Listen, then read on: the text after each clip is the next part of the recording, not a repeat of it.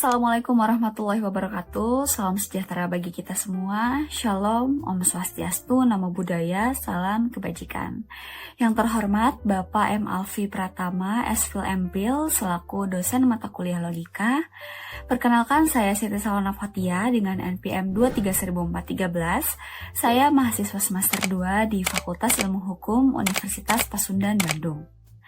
Masih terkait dengan mata kuliah logika, tetapi di video kali ini saya akan membahas dan menjawab soal dari tugas yang diberikan oleh Bapak Alfi terkait mata kuliah logika. Baik, untuk soal yang pertama yang saya akan jelaskan, yaitu di soal yang pertama ini pertanyaannya adalah jelaskan kembali apa itu prinsip-prinsip dalam logika dan bagaimana cara kerja prinsip tersebut, serta berikan juga contohnya. Jadi prinsip-prinsip dalam logika itu terbagi menjadi 4. Yang pertama ada prinsip identitas, yang kedua ada prinsip non-kontradiktoris, yang ketiga ada prinsip exclusivity, dan yang keempat ada prinsip tambahan. Sekarang saya akan menjelaskan dari keempat prinsip tersebut serta memberikan contohnya. Untuk prinsip yang pertama yaitu ada prinsip identitas. Dalam dunia logika, prinsip dasar seperti prinsip identitas disebut juga dengan law of identity, yaitu fondasi yang tidak bisa diganggu-gugat. Law of identity ini adalah titik awal dari segala penalaran yang menuntut kita untuk mengenal dan memahami identitas suatu entitas atau gagasan sebelum kita bisa membuat kesimpulan yang konsisten. Dan contoh dari law of identity ini yaitu misalnya kita memiliki sebuah pernyataan bahwa bunga mawar berwarna merah. Dalam law of identity ini, kita harus mengidentifikasi bahwa bunga yang kita bicarakan adalah mawar, dan kita menetapkan atribut atau karakteristik khusus yang dimiliki dari bunga mawar tersebut, yaitu warna merah. Untuk mengenal identitas mawar sebagai bunga tertentu, kita tidak bisa memperoleh pemahaman yang jelas tentunya. Jadi intinya law of identity ini mendorong kita untuk mengidentifikasi tepat terhadap objek dan konsep yang kita bahas sebelum melangkah lebih jauh dalam penalaran. Ini akan membantu kita untuk menghindari kebingungan atau ambiguitas dalam argumen kita. Maka dari itu, dengan memahami law of identity sebagai dasar dari penalaran, kita akan dapat memastikan bahwa argumen kita dibangun di atas dasar yang kokoh dan konsisten tentunya. Sehingga kesimpulan yang kita ambil juga menghasilkan jauh lebih kuat dan lebih jelas dan akurat. Setelah membahas prinsip identitas, sekarang kita masuk ke prinsip yang kedua, yaitu prinsip non-kontradiktoris. Ketika kita berbicara tentang prinsip logika dasar, salah satu yang paling mendasar adalah prinsip non-kontradiktoris atau juga disebut dengan law of non-contradiction. Ini bukan hanya sekedar peraturan, tetapi merupakan langkah penting dalam proses penalaran yang kita lakukan sehari-hari.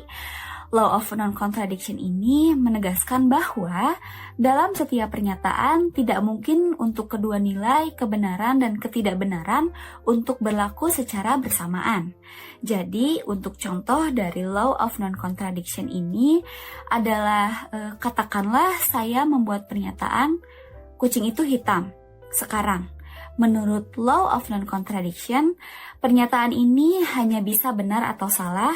Tidak mungkin keduanya terjadi pada saat yang sama. Jadi, kucing itu hitam, maka pernyataan itu benar. Jika tidak, maka salah.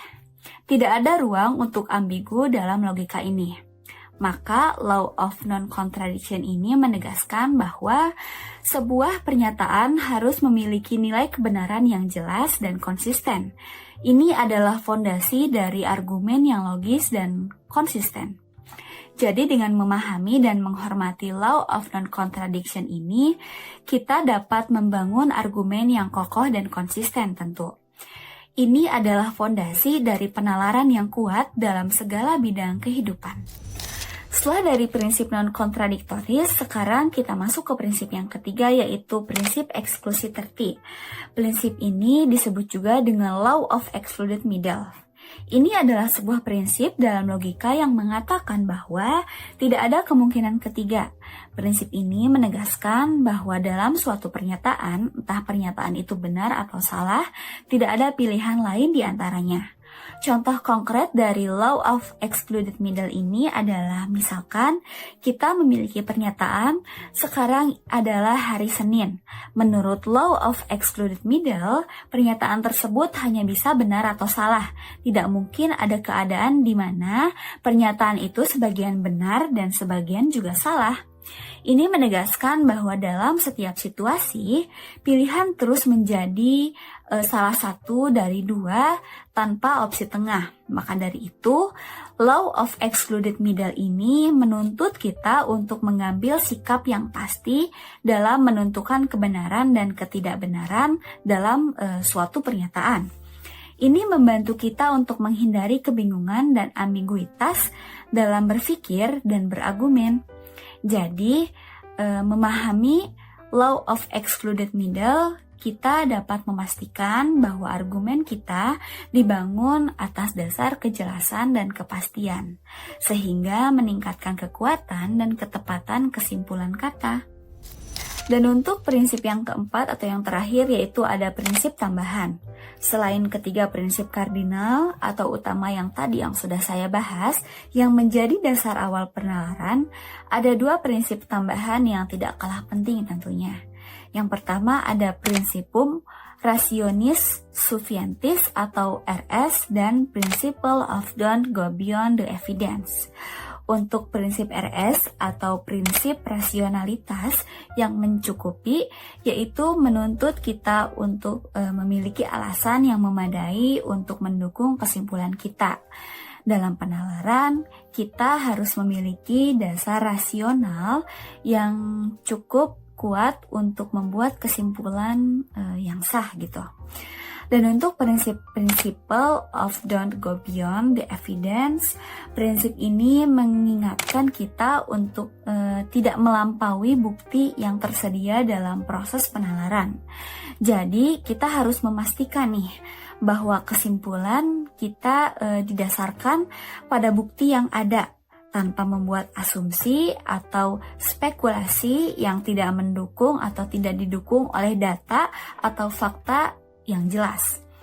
Maka dari itu, dengan mematuhi prinsip RS dan principle of don't go beyond the evidence, kita dapat menghasilkan penalaran yang lebih teliti, yang lebih kredibel dan meyakinkan.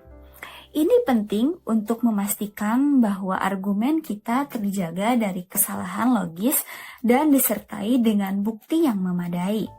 Sekian penjelasan dari prinsip-prinsip dalam logika beserta cara kerja dari prinsip-prinsip tersebut. Setelah membahas dan menjelaskan jawaban dari soal yang pertama, sekarang saya akan masuk ke soal yang kedua. Di soal yang kedua ini adalah dijelaskan kembali bagaimana proses dari ide, konsep, kata, term. Jika kita membahas langkah-langkah dalam proses pengembangan ide, ada beberapa tahapan yang penting untuk diperhatikan, termasuk pengumpulan ide, penyaringan, identifikasi pola, dan membuat prediksi. Oke, sekarang mari kita bahas satu persatu. Yang pertama adalah collage. Pengumpulan ide adalah langkah awal dari proses kreatif.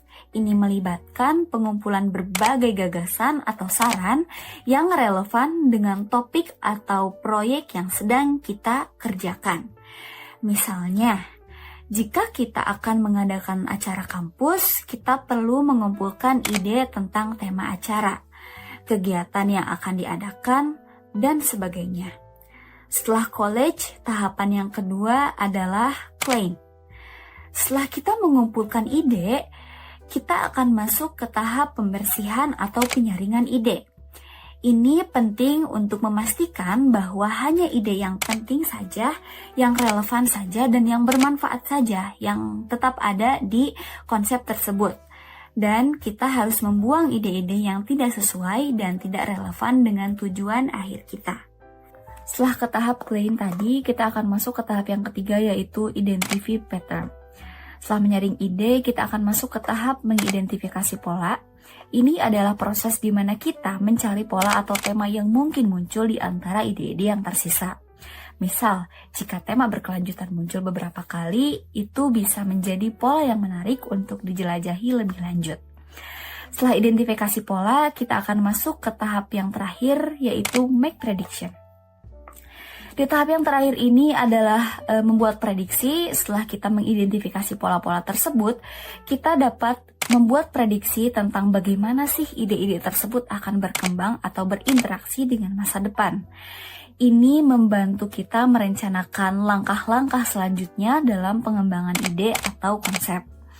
Maka dari itu, dengan mengikuti beberapa tahapan dalam proses pengembangan ide tadi secara sistematis, maka proses pengembangan ide atau konsep dapat menjadi lebih struktur dan efektif, sehingga menghasilkan hasil yang lebih baik dan lebih terarah.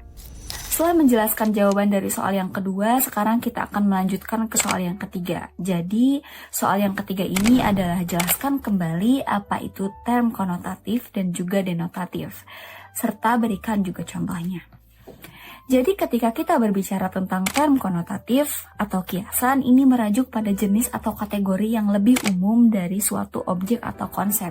Sedangkan term denotatif atau ciri-ciri spesifik memberikan ciri-ciri atau atribut spesifik yang melekat pada objek tersebut. Contoh, misalnya term konotatif adalah buah, sedangkan term denotatif bisa menjadi bulat, berwarna oranye, asam, dan manis, dan juga berbiji. Maka dari itu, dalam contoh ini buah adalah kategori yang luas, sementara bulat, orange, asam, dan manis berbiji memberikan ciri-ciri yang lebih spesifik tentang buah tersebut. Ini membantu kita untuk mengidentifikasi atau menggambarkan sebuah konsep dengan lebih jelas. Langsung saja kita ke soal yang terakhir, yaitu dijelaskan kembali bagaimana hubungan timbal balik antara term konotatif dan juga denotatif. Dalam pembahasan, pemahaman bahasa dan konsep, pentingnya kita untuk pahami dulu bahwa hubungan yang erat antara makna biasa atau konotatif dan juga deskripsi detail atau denotatif. Pertama-tama saya akan menjelaskan apa itu term konotatif dan denotatif. Makna biasa atau konotatif merajuk pada kesan umum atau asosiasi yang muncul di pikiran kita saat kita mendengar atau memikirkan sesuatu atau satu kata konsep. Ini seringkali berupa aspek emosional, kebudayaan, atau psikologis yang terkait dengan konsep tersebut. Sebagai contoh, ketika kita mendengar kata rumah, konotatif mungkin mencakup perasaan, kenyamanan, kehangatan keluarga, atau perlindungan. Sementara itu, deskripsi detail atau denotatif memberikan kita gambaran yang lebih rinci, yang lebih aspek, yang lebih spesifik tentang suatu konsep atau objek. Ini mencakup atribut fisik atau karakteristik yang mungkin melekat pada konsep tersebut. Ini membantu kita memahami secara konkret tentang apa itu yang dimaksud dengan konsep tersebut. Misal, dengan deskripsi detail tentang rumah, kita akan membahas atribut fisik seperti atap, dinding, pintu, dan jendela. Maka dari itu, hubungan timbal balik antara makna biasa atau konotatif dan juga deskripsi detail atau denotatif terletak pada bagian keduanya yang saling melengkapi.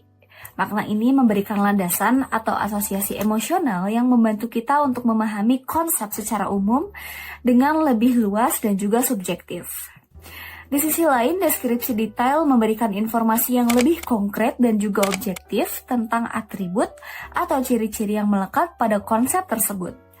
Dengan menggabungkan keduanya, kita dapat memahami dan kita dapat memiliki pemahaman yang lebih komprehensif tentang suatu konsep. Jadi intinya, untuk konotatif sendiri, semakin spesifik konotatifnya, maka akan semakin sedikit juga denotatifnya. Contoh, misalnya konotatifnya adalah hewan, maka denotatifnya adalah berkokok, berkaki dua, dan juga berjengger. Maka dari situ kita sudah bisa menebak bahwa itu tuh adalah ayam. Dan untuk denotatif sendiri, semakin besar denotatifnya, maka akan semakin luas juga konotatifnya. Contoh, semakin banyak kita berbicara tentang yang detail, seperti ayam, semakin banyak juga hal yang kita asosiasikan dengan ayam tersebut. Misal, jika kita berbicara tentang ayam berbulu kuning dengan jengger merah, kita mungkin akan terbayangkan itu adalah peternakan, telur, atau juga suara berkokok di pagi hari. Jadi, semakin banyak kita tahu tentang ayam, maka akan semakin banyak pula yang kita bayangkan dan kita hubungkan dengan konsep ayam. Nah, jadi semakin banyak detail yang kita bicarakan juga, semakin banyak juga apa yang kita pikirkan tentang ayam tersebut. Jadi, sekian dari jawaban serta penjelasan yang saya terkaitkan dengan tugas yang diberikan. Mohon maaf bila ada persalahan kata atau kesalahan yang disampaikan. Terima kasih. Wassalamualaikum warahmatullahi wabarakatuh.